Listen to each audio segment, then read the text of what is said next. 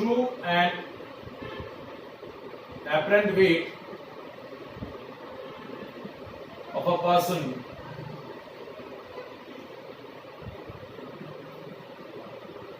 moving in a lift. ठीक है, एक पर्सन है जो लिफ्ट के अंदर है, ठीक है, और वो जो है लिफ्ट में एक वेटिंग मशीन के ऊपर क्या है, स्टैंडिंग पोजीशन पे, वेटिंग मशीन पे खड़ा है और लिफ्ट जो है वो ऊपर और नीचे मूव कर रही है। तो जब लिफ्ट का मूवमेंट हो रहा है, लिफ्ट एक्सेलरेट कर रही है, डी एक्सेलरेट कर रही है, तो उसके वेट में क्या चेंज आ रहा है वो हमें कैलकुलेट करना है using the Newton second law of motion. क्या करना है, Newton second law of motion की हेल्प से वो चीज हमें क्या करनी है, कैलकुलेट करनी है। So this is called true and apparent weight of a person moving in a lift. Suppose we are taking a person, ठीक है, एक पर्सन लिया जिसका विच इज प्लेस्ड या stand on a weighting machine, ये आपकी वेइंग मशीन है और इस पर ये बंदा खड़ा है, ठीक है। मास ऑफ द पर्सन जो है वो कितना दिया हुआ है, m किलोग्राम।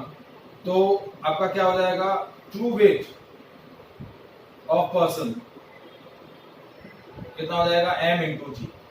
क्या हो जाएगा, m into G. True weight of the person is acting vertically downward, और ये पर्सन जिस वेटिंग मशीन पर खड़ा है उस पर नॉर्मल रिएक्शन ऊपर की डायरेक्शन में लगेगा। पर्सन जो है वो रेस्ट में है, तो कैसे आया देखिए, n minus M G is equal to m into 0। देखिए इस ऑब्जेक्ट पर दो फोर्स लग रहे हैं, एक फोर्स लग रहा है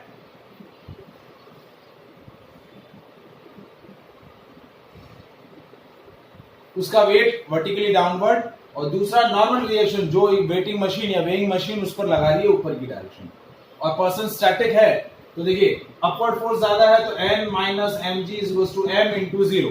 फॉर्मूला क्या लगेगा, summation of f is equal to ma। But object जो है वेइंग मशीन पे खड़ा है, एक्सेलरेट नहीं हो रहा है, तो a की वैल्यू 0 ले ली, तो n is equal to mg।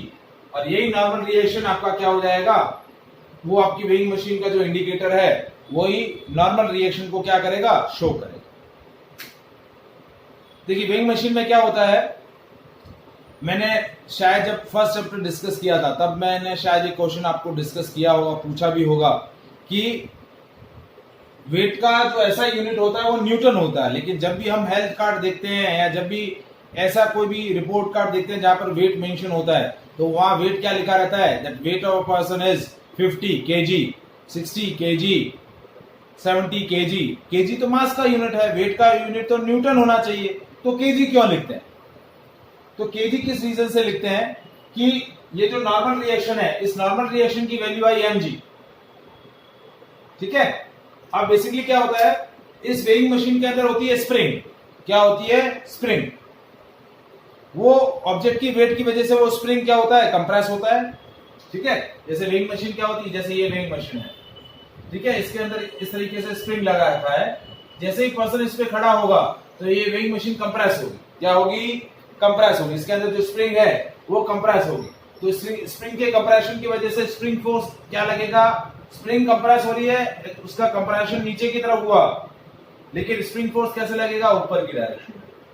तो देखिए वेट mg नीचे की डायरेक्शन में लग रहा है और स्प्रिंग फोर्स जो है वो ऊपर की डायरेक्शन में लग रहा है, तो एक स्प्रिंग फोर्स और mg वो भी बैलेंस होंगे। तो क्या आया, F spring is equal to mg, spring force है kx, that is equal to mg, ठीक है। तो आपका जो स्प्रिंग में जो कंप्रेशन हुआ वो कंप्रेशन क्या हो जाएगा,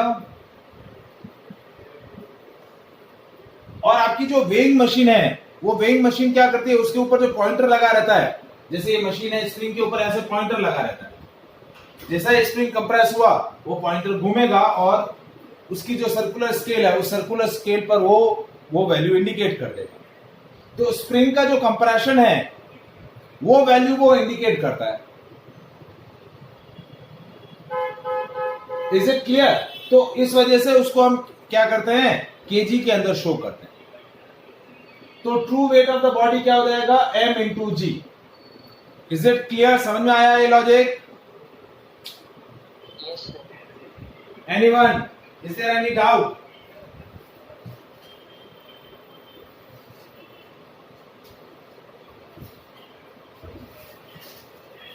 Is there any doubt to anyone? Krisha, Maitri? No, sir. समझ में आया ये लॉजिक? Yes, sir. ठीक है, तो स्प्रिंग फोर्स की जो स्प्रिंग का जो कंप्रेशन हुआ, वो कंप्रेशन जो है वो क्या कर रहा है, आपका पॉइंटर इंडिकेट कर रहा है, और उसी वजह से क्या हो रहा है, वो वेट शो हो रहा है। अब ट्रू वेट ऑफ पर्सन आया m इंटू जी। अब यही पर्सन अब लिफ्ट के अंदर प्लेस कर दिया जाता है, मतलब वो लिफ्ट में चला जाता है along with the waiting machine, और लिफ्ट आपकी क्या हो रही है, अप डाउन एक्सेलरेट हो रही है। अब ऊपर देखिए, जैसे आपको आप ग्राउंड फ्लोर पे और आपको 10th फ्लोर पे जाना है, तो क्या करेंगे, आप बटन प्रेस करेंगे, लिफ्ट में बैठ गए, तो 1 2 3 4 तक वो एक्सेलरेट होगी, जब तक 9 तक पहुंचेगी तब तक एक्सेलरेट होगी। 9 से 10th पे आना है तो वो धीरे धीरे अपना स्पीड कम करेगी, डी एक्सेलरेट होगी और 10 पे रुक जाएगी। तो पहले एक्सेलरेट हुई, फिर डी एक्सेलरेट हुई। अब 10 से वापस ग्राउंड फ्लोर पे आना है, तो 10 9 8 7 6 5 4 वो डी क्या होगी, एक्सेलरेट होगी डाउनवर्ड डायरेक्शन में। जैसे ही फर्स्ट फ्लोर आया, अब ग्राउंड पे आने से पहले वो धीरे धीरे डी एक्सेलरेट होगी डाउनवर्ड डायरेक्शन में। तो पहले एक्सेलरेट हुई अपवर्ड, फिर डी एक्सेलरेट हुई अपवर्ड, फिर नीचे आने के लिए पहले डाउनवर्ड एक्सेलरेट हुई, फिर डाउनवर्ड डी एक्सेलरेट हुई। तो ये पूरा एक राउंड ट्रिप का मूवमेंट हम डिस्कस करेंगे, और इसमें पर्सन के वेट में क्या चेंज आ रहा है वो हम डिस्कस करेंगे। That is called true and apparent weight of a person in a lift और एलिवेटर। अब ये पर्सन जो है वो लिफ्ट में चला गया,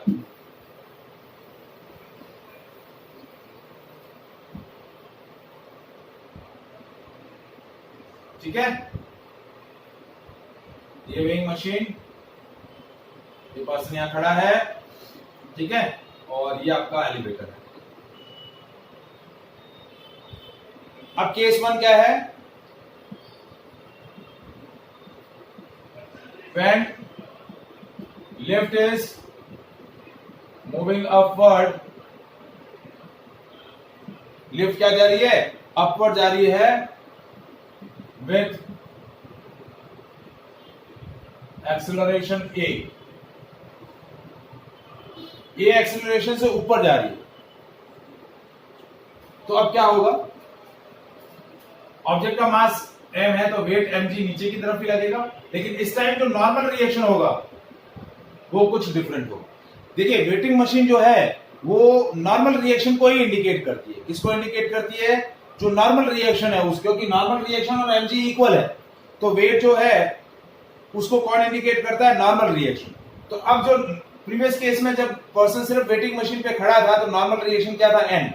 अब मैं नॉर्मल रिएक्शन क्या ले लेता हूं, n dash. As it place in a lift and lift is moving upward with the acceleration a, then the normal reaction is n dash. अब मेरी इक्वेशन कैसे बनेगी, लिफ्ट ऊपर की तरफ जा रही है तो n dash minus mg is equals to m into a। ध्यान, ये इक्वेशन बनाया, समझ में आया?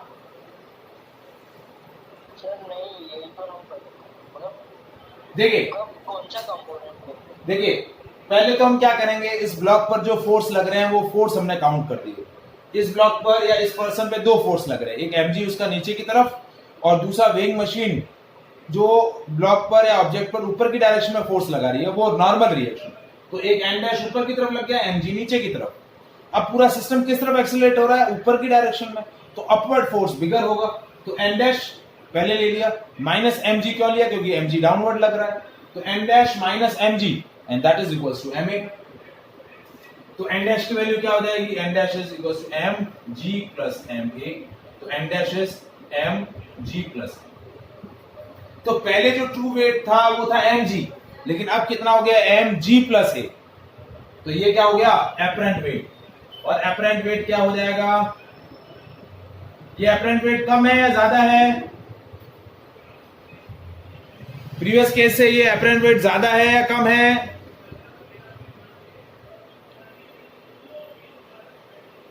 कम है।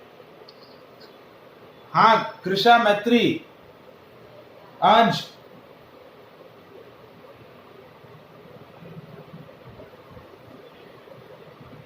कम है या ज्यादा है?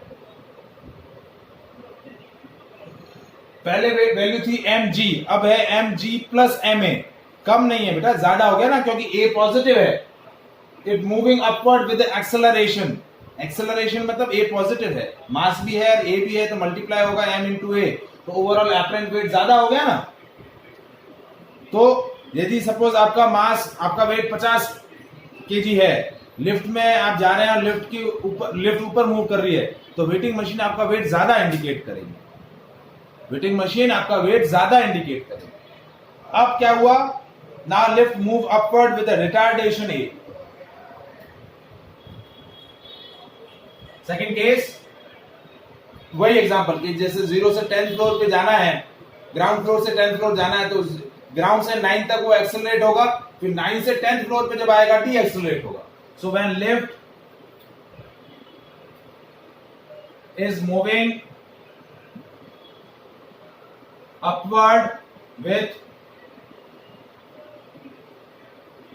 रिटार्डेशन ए, तो अब मैं यहां क्या ले रहा हूं, सेकंड केस के लिए डायग्राम चेंज कर दिया, ये हो गया माइनस ए ऊपर की डायरेक्शन में, और एक्सेलरेशन क्या है? Minus A. रिटार्डेशन मतलब नेगेटिव एक्सेलरेशन। तो इक्वेशन अभी क्या बनेगी, देखिए, N dash minus M G is equals to minus M A, क्योंकि अभी भी ऊपर ही जा रहा है, ऊपर वाला फोर्स ज्यादा होगा, तो N dash minus M G is equals to minus M A. तो एन डैश क्या हो गया? M ji minus M A. तो एन डैश हो गया एम कॉमन, जी माइनस, तो एन डैश हो गया एम जी माइनस।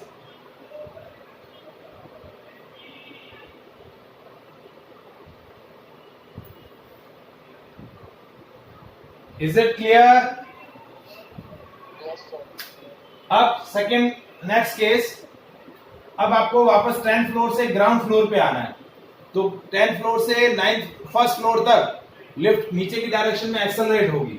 तो क्या है? When the lift is moving downward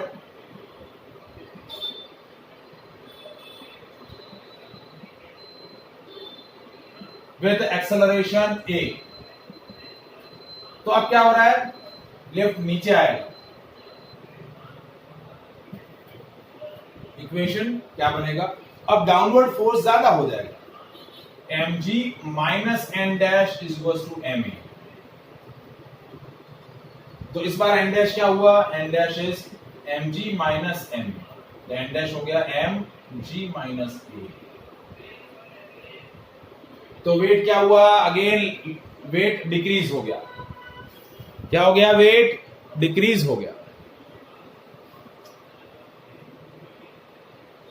तो जब नीचे की डायरेक्शन में एक्सेलरेट होगी तब भी वेट डिक्रीज होगा। Next, when lift is moving downward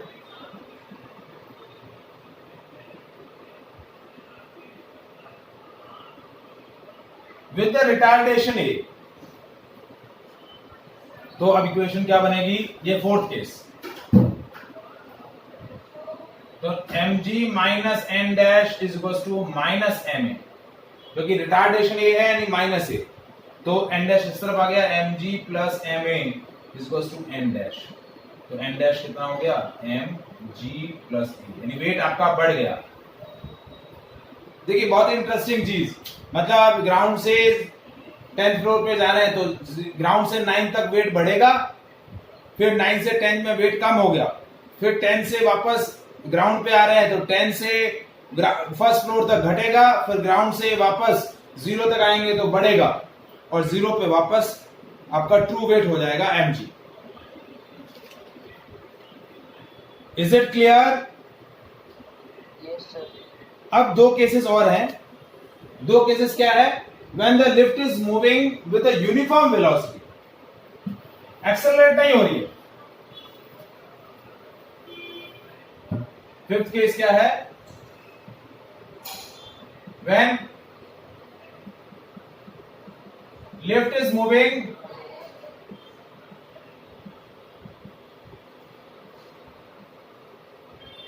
with the uniform velocity. Uniform velocity मतलब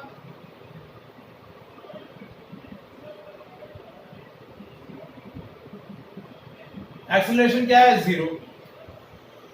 तो क्या हो जाएगा, एक्सेलरेशन जीरो है, तो n dash minus M G equals to m into zero.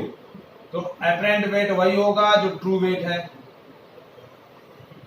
तो जब लिफ्ट यूनिफॉर्म वेलोसिटी से ट्रेवल कर रहा है तो वो एक्चुअल वेट ही शो करेगा, अपरेंट वेट शो नहीं करेगा। और लास्ट वन, सपोज आप जिस लिफ्ट में ऊपर नीचे जा रहे हैं उस लिफ्ट का केबल ही गिर जाए, मतलब केबल ही टूट जाए। If the supporting cable of the lift breaks,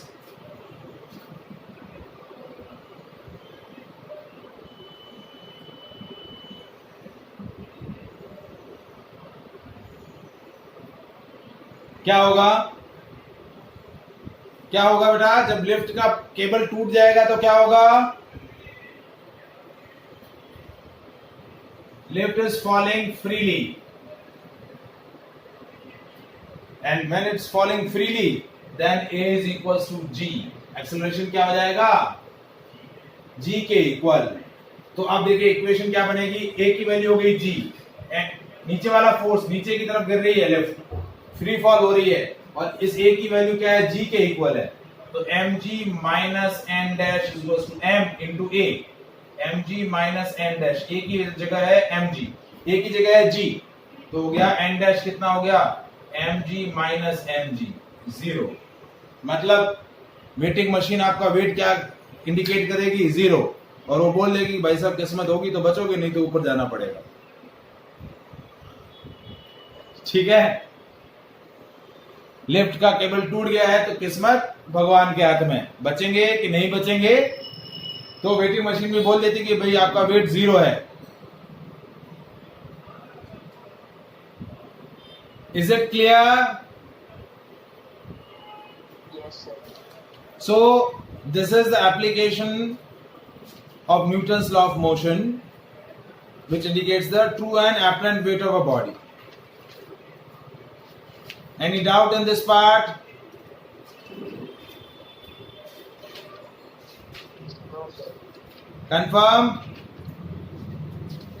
Yes, sir. किसी को भी कोई डाउट हो तो बोलो इसके अंदर।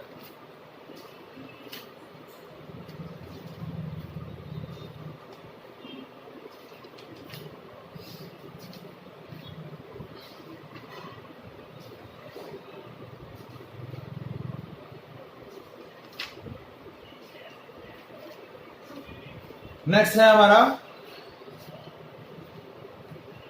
Constant relation, but constant relation जो है वो हमारी टेक्स्ट बुक मतलब सीबीएसई के सिलेबस के अंदर नहीं है, कंपटीशन वाले सेक्शन में है, तो वो मैं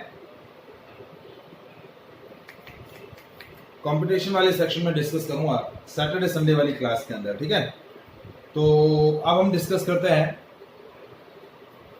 Newton second law of motion in a non inertial frame. Frame कैसा है, नॉन इनर्शियल फ्रेम है। अब देखिए मैंने चैप्टर जब शुरू किया था, Newton first law of motion discuss किया था, तब मैंने बताया था कि फ्रेम ऑफ रेफरेंस दो तरीके के होते हैं, एक होता है इनर्शियल फ्रेम और एक होता है नॉन इनर्शियल फ्रेम। तो इनर्शियल फ्रेम क्या होता है, the frame which is travel with the uniform velocity और it is at constant, sorry it is at rest, तो वो होता है इनर्शियल फ्रेम। तो अब तक जो हमने Newton's laws of motion apply किया, फर्स्ट लॉ अप्लाई किया है, सेकंड लॉ या थर्ड लॉ कहीं अप्लाई किया है, तो वो इनर्शियल फ्रेम में किया। सेकंड लॉ ऑफ मोशन मैंने जो अप्लाई किया कि Newton's second law of motion in inertial frame, inertial frame में क्या होगा, summation of f is equal to M a. ये Newton second law of motion हो जाएगा इनर्शियल फ्रेम के अंदर, कि सिस्टम पर लगने वाले नेट फोर्सेस का जो सम है वो क्या है, m इंटू ए। यदि उस पर कोई अनबैलेंस फोर्स लग रहा है तो अनबैलेंस फोर्सेस का सम जो होगा किसके इक्वल होगा, m इंटू ए के इक्वल। लेकिन नॉन इनर्शियल फ्रेम क्या होता है, the accelerated frame is called non inertial frame. Example मैं ऑलरेडी पहले भी डिस्कस कर चुका हूं, फिर से एक बार एक एग्जांपल डिस्कस करता हूं कि एक ऑब्जेक्ट है या सपोज एक पर्सन है which is sitting in front of sitting in the train and train is moving, ठीक है, and you are also in the train, ठीक है, sitting in front of the person. अब उस पर्सन की मोशन को दो बंदे ऑब्जर्व कर रहे हैं। वन पर्सन, एक तो आप हैं जो ऑब्जर्व कर रहे हैं और जो ट्रेन के अंदर ही है, दूसरा जो ट्रेन के बाहर प्लेटफॉर्म पे खड़ा है। तो जब वो बंदा उस पर्सन पर जो प्लेटफॉर्म पे खड़ा है बाहर, वो उस ऑब्जेक्ट पर जब फोर्स उस पर्सन की मोशन को ऑब्जर्व करेगा तो वो क्या देखेगा कि वो ट्रेन के साथ एक्सेलरेट हो रहा है। तो वो क्या फोर्स अप्लाई करेगा उस पर, न्यूटन्स लॉ ऑफ मोशन क्या अप्लाई करेगा, summation of F is equal to ma।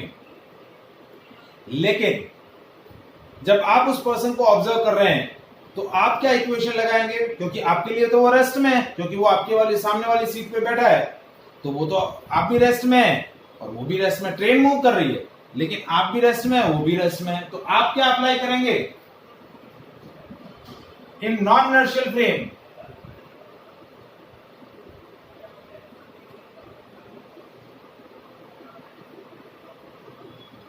summation of F minus ma is equals to 0, क्योंकि यू आर वो पर्सन जो है वो आपके रेस्ट में क्या है, रेस्ट में है। रेस्ट में है तो सिस्टम पर नेट फोर्सेस लगने वाले जो है वो क्या हो जाएंगे, 0।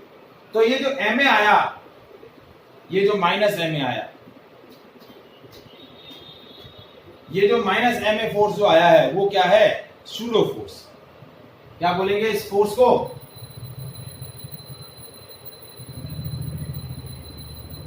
Pseudo force. मतलब देखिए सूडो फोर्स क्या है, एक तरीके का सूडो का मतलब क्या होता है, फॉल्सी। मतलब फिजिकली ऐसा कोई फोर्स एग्जिस्ट नहीं कर रहा है।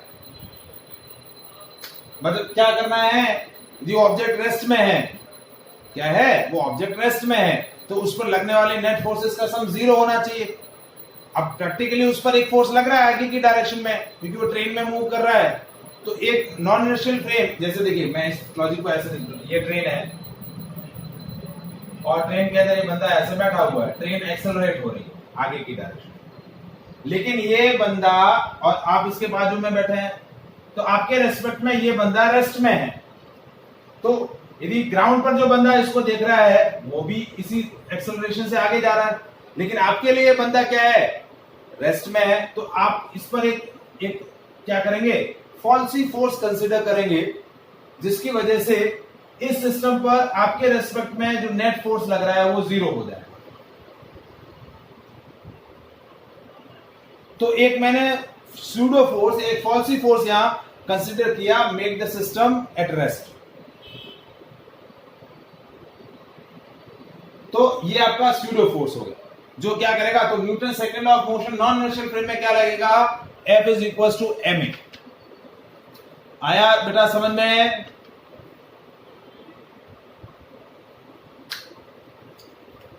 नहीं आया। क्या पॉइंट नहीं समझ में आया, चलो बताओ। सर ये मतलब जो F is equal to ma किया, हाँ, मतलब देखो, मतलब जो बाहर का जब नॉन इनर्शियल फ्रेम में है, देखिए ये जब बंदा इस पर इसकी मोशन को ऑब्जर्व करेगा तो वो क्या लगाएगा, इस पर फोर्स लगाएगा, summation of F net forces, और वो बोलेगा कि F is equal to ma इसके लिए। लेकिन आप जब इस पर फोर्स की इक्वेशन बनाएंगे तो ma तो लग ही रहा है प्रैक्टिकली, लेकिन वो आपके रेस्पेक्ट में रेस्ट में है। तो आप क्या करेंगे, एक वैसा ही इक्वल और अपोजिट फोर्स ma के अपोजिट लगाएंगे ताकि वो क्या हो, रेस्ट में आपको लगे। तो ये आपका सूडो फोर्स है। ये फोर्स कौन सा है, सूडो फोर्स। तो आपके रेस्पेक्ट में ये पर्सन रेस्ट में है, तो ये एक फॉल्सी फोर्स आया, फिजिकली ऐसा फोर्स नहीं है, लेकिन हमने एक हाइपोथेटिकली एक फोर्स कंसीडर किया ताकि वो सिस्टम रेस्ट में हो सके। Is it clear? Yes sir. ठीक है, अब मैं ना इसको एक सिंपल से, बहुत ही सिंपल एग्जांपल से आपको क्लियर करता हूं, तो शायद और अच्छे से आपको क्लियर हो जाए कि how to apply Newton second of motion in a non inertial frame, मतलब जब आपका फ्रेम जिसमें ऑब्जेक्ट प्लेस्ड है, जिसकी मोशन को स्टडी करना है और वो फ्रेम भी एक्सेलरेट हो रहा हो। जैसे देखो मैं एक लॉजिक देता हूं,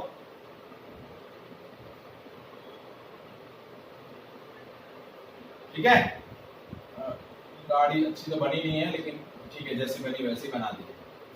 ये एक गाड़ी है, ट्रक है, मूव कर रही है ए एक्सेलरेशन के साथ फॉरवर्ड डायरेक्शन में, ठीक है। अब इस ट्रक की सीलिंग पर एक पेंडुलम लगा हुआ है। क्या लगा हुआ है? पेंडुलम। ऐसे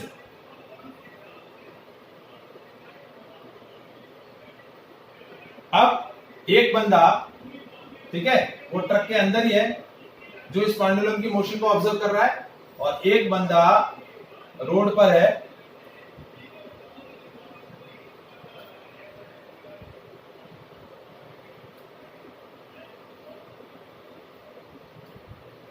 जो इस पेंडुलम की मोशन को ऑब्जर्व कर रहा है। तो देखिए, इस बंदे के लिए ट्रक मूव कर रही है ए एक्सेलरेशन के साथ, तो ये पेंडुलम भी ए एक्सेलरेशन के साथ मूव करेगा, करेगा कि नहीं करेगा? यस सर, करेगा। लेकिन जो बंदा ट्रक के अंदर है उसके लिए पेंडुलम क्या होगा? रेस्ट में। क्या होगा? रेस्ट में। मतलब आपका पेंडुलम जैसे नॉर्मली यूं हिलता रहेगा, लेकिन यहां क्या हो रहा है कि हमने ऐसा बोल दिया कि पेंडुलम इस एंगल पर स्टैटिक है, इस थीटा एंगल पर स्टैटिक है। लेकिन बाहर वाले बंदे के लिए तो क्या होगा? ट्रक मूव कर रही है, तो देखिए बाहर वाले बंदे के लिए ये फ्रेम कैसा है? Non inertial. कैसा है? क्योंकि वो अर्थ सरफेस पर स्टैंड कर रहा है। लेकिन ये जो अंदर वाला बंदा है, जो ट्रक के अंदर है, और वो ट्रक के अंदर ऑब्जेक्ट की मोशन को स्टडी कर रहा है, ऑब्जर्व कर रहा है, तो उसके लिए ये फ्रेम, ये ट्रक एक फ्रेम है, तो उसके लिए ये पेंडुलम क्या है? नॉन इनर्शियल फ्रेम में। कैसे फ्रेम में है? नॉन इनर्शियल फ्रेम में। अब मैं इसके लिए इसकी स्टडी करता हूं कि ये ऑब्जेक्ट रेस्ट में है। रेस्ट में है मतलब इस ऑब्जेक्ट पर लगने वाले सारे फोर्सेस बैलेंस्ड है। रेस्ट में है मतलब नेट फोर्सेस 0 है। तो कैसे चेक करते हैं? देखिए, इस ऑब्जेक्ट पेंडुलम का मास m है, तो mg नीचे की तरफ लगा। ये स्ट्रिंग जिससे कनेक्ट है, इस स्ट्रिंग के अंदर टेंशन T है, तो इस टेंशन के दो कंपोनेंट, एक ये और एक ये थीटा है, ये एंगल थीटा है। तो देखिए मैं यहां बना दे रहा हूं, तो ये mg नीचे की तरफ, ये स्ट्रिंग का टेंशन T ऐसे, ये एंगल थीटा है, तो ये एंगल भी थीटा, अल्टरनेट इंटीरियर एंगल। तो ये वाला टेंशन हो गया T cos थीटा, और ये वाला टेंशन हो गया T sin थीटा। ठीक है, तो अब मैं इसके लिए जब इक्वेशन अप्लाई करूंगा, किसमें? इनर्शियल फ्रेम में। कौन से फ्रेम में? इनर्शियल फ्रेम में। तो क्या बोलूंगा? T cos theta minus mg equals to m into 0, और T sin theta is equals to ma। क्यों? क्योंकि ये ट्रक के साथ ये एक्सेलरेट हो रहा है आगे की तरफ। तो हमारी इक्वेशन क्या बन गई? एक इक्वेशन बन गई T cos theta is equals to mg, और एक बन गई T sin theta is equals to ma। और मैंने दोनों को, ये इक्वेशन 1 है, ये इक्वेशन 2 है, दोनों को डिवाइड किया। tan theta is equals to, देखिए ये sin theta equation 2 divide by equation 1 किया, तो ये tan थीटा हो गया g by a by g, तो a की वैल्यू हो गई g tan। ये एक्सेलरेशन आ गया।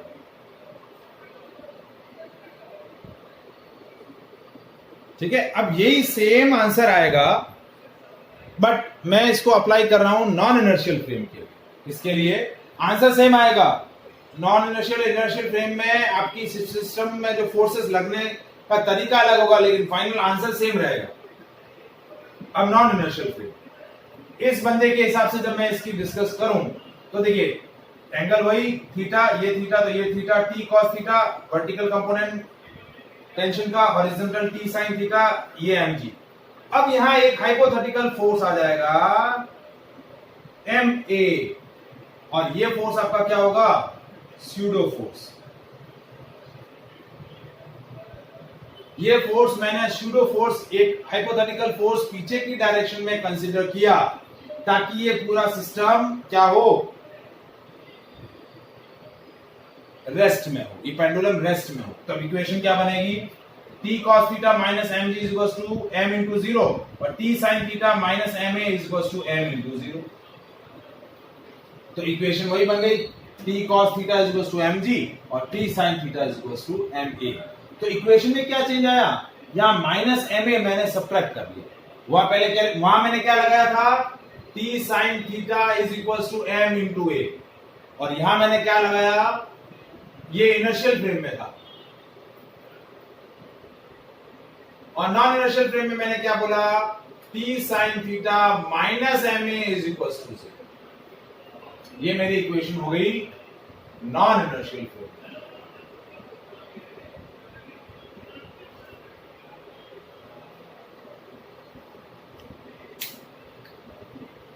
इज इट क्लियर, समझ में आया क्या होता है इनर्शियल फ्रेम और कैसे नॉन इनर्शियल फ्रेम?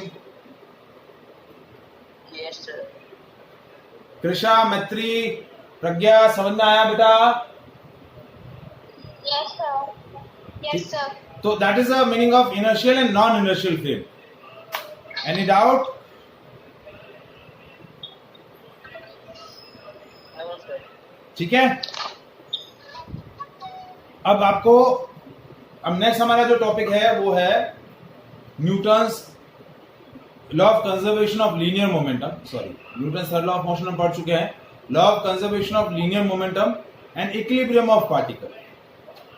ठीक है, ये दो टॉपिक हैं जो हमें डिस्कस करना है कांस्टेंट रिलेशन से पहले, equilibrium of particle and inertial and non inertial, sorry law of conservation of linear momentum. उसके बाद हमारा जो सेक्शन शुरू होगा वो फ्रिक्शन वाला सेक्शन शुरू होगा।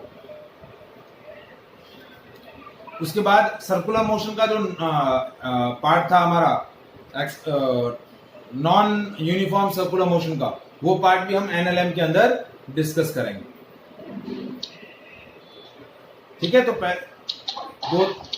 पहले हमारा law of conservation of linear momentum and equilibrium of particle, ये टॉपिक बाकी है।